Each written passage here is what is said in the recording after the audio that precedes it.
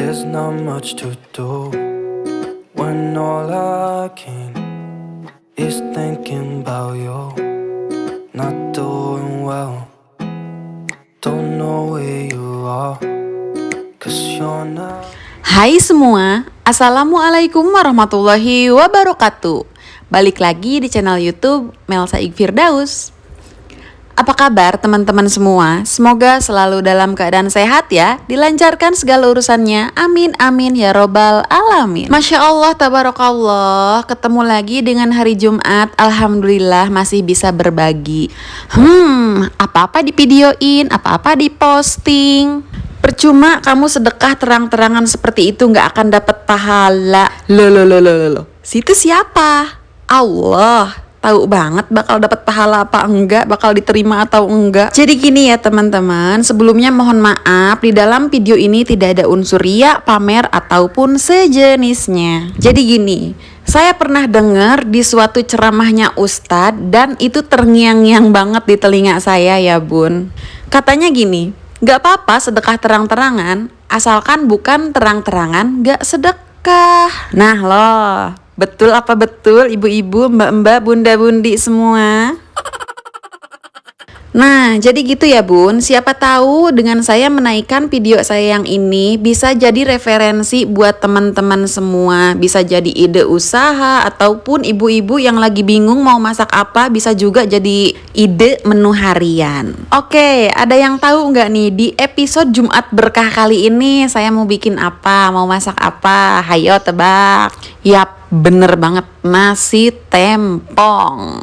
Dan Jumat Berkah kali ini saya terinspirasi dari pink tempong. Teman-teman semua yang sudah pernah ke Bali atau bahkan mungkin tinggal di Bali pasti sudah nggak asing ya sama yang namanya pink tempong. Dan untuk porsinya kali ini agak lumayan banyak ya bun, 40 porsi, masak sendiri sambil ngomong anak tanpa asisten. Wow, amazing. Oke, dimulai dari Kamis malam alias malam Jumat, saya ke pasar diantar suami dan beli ayam. Untuk ayamnya ini saya pakai sebanyak 5 kilo ya teman-teman.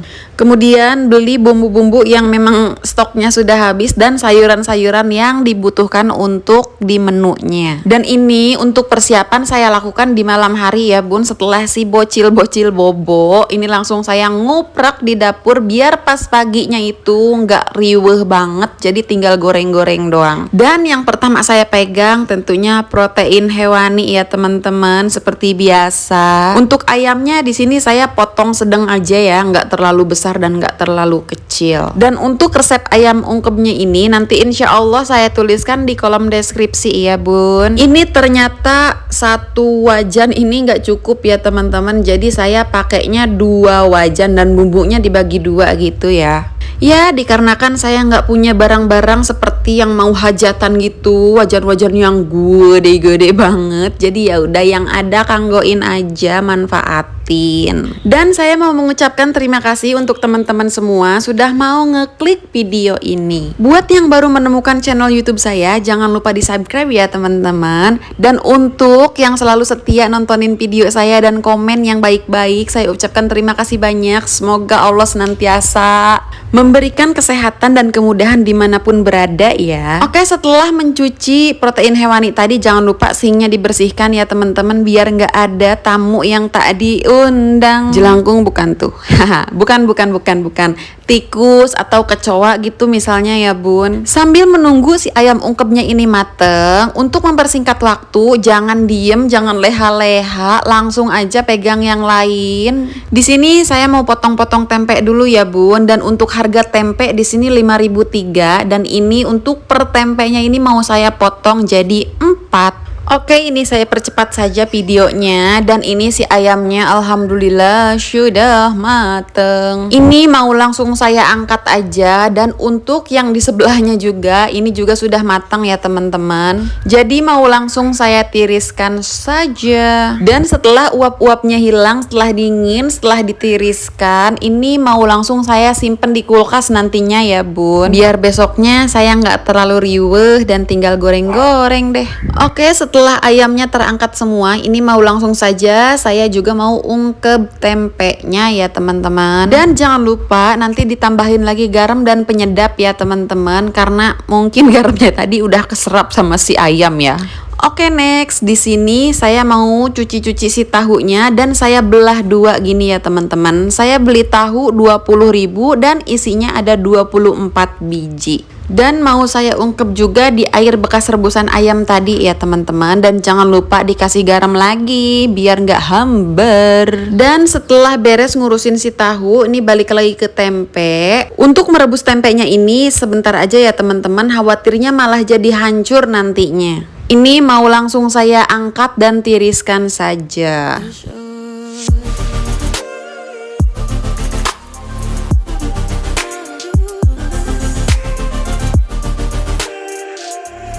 Dan untuk perebusan si tahu juga itu jangan lama-lama ya teman-teman. Khawatirnya malah jadi bubur nantinya ya, bubuk dan hancur berkeping-keping.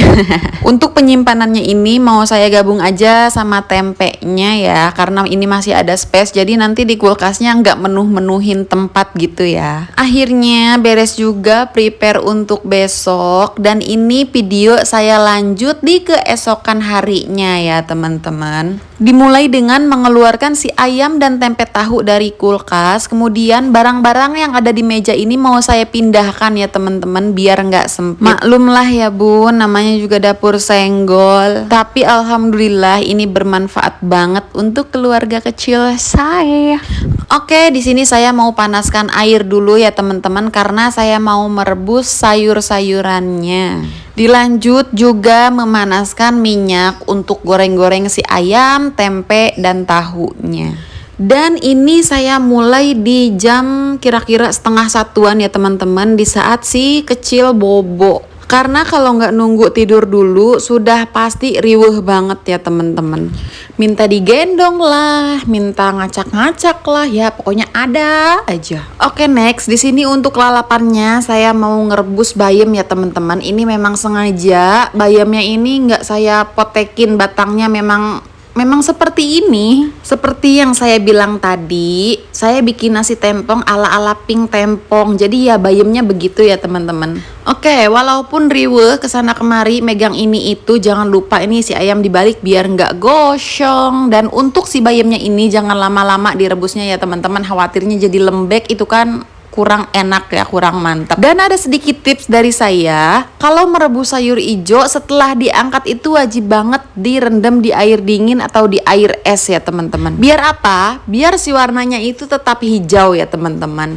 Kan ada tuh kalau nggak direndam sama air dingin dulu itu biasanya sayurnya itu agak kekuningan gitu ya teman-teman, warnanya kurang cantik. Oke, untuk ayamnya di sini sudah matang ya teman-teman. Lanjut lagi goreng ayamnya dan lakukan sampai habis. By the way, ini pas masih mentah saya cuci-cuci itu megang ayam terasanya besar gitu ya, tapi setelah diungkep, setelah digoreng jadi ciut, jadi mengecil seperti ini. Oke, next setelah beres merebus si bayam, ini saya ganti pakai air yang baru ya teman-teman. Di sini saya mau merebus juga si labu siam, tapi saya salah ngambil, malah ngambil timun. Dan pas tadi mau ngambil labu siamnya itu ternyata si kecil sudah bangun ya teman-teman. Dia udah duduk aja di kasur tapi nggak nangis, ngelamun kayak gitu. Dan kebetulan ngelihat emaknya jadi minta digendong. Nah, jadi beginilah ya teman-teman, kalau si kecil bangun itu selalu ikutan masak. Dia di bawah ngacak-ngacak dan nurunin perabotan gitu ya teman-teman. Dan karena ini bangun tidur jadinya agak manja gitu ya, mintanya digendong-gendong. Dan untuk merebus si labu siamnya ini juga jangan lama-lama ya teman-teman, karena kalau terlalu lembek itu juga kurang enak. Sudah beres menggoreng ayam, di sini saya lanjut untuk goreng tahunya dulu ya teman-teman. Ini untuk tahunya 1 kali penggorengan ini cukup ya alhamdulillah. Jadi tidak memakan waktu lebih banyak. Nah, tadi pagi itu saya sudah masak nasi ya teman-teman. Dan ini mau saya pindahin dulu ke baskom karena si pancinya ini mau buat masak nasi lagi.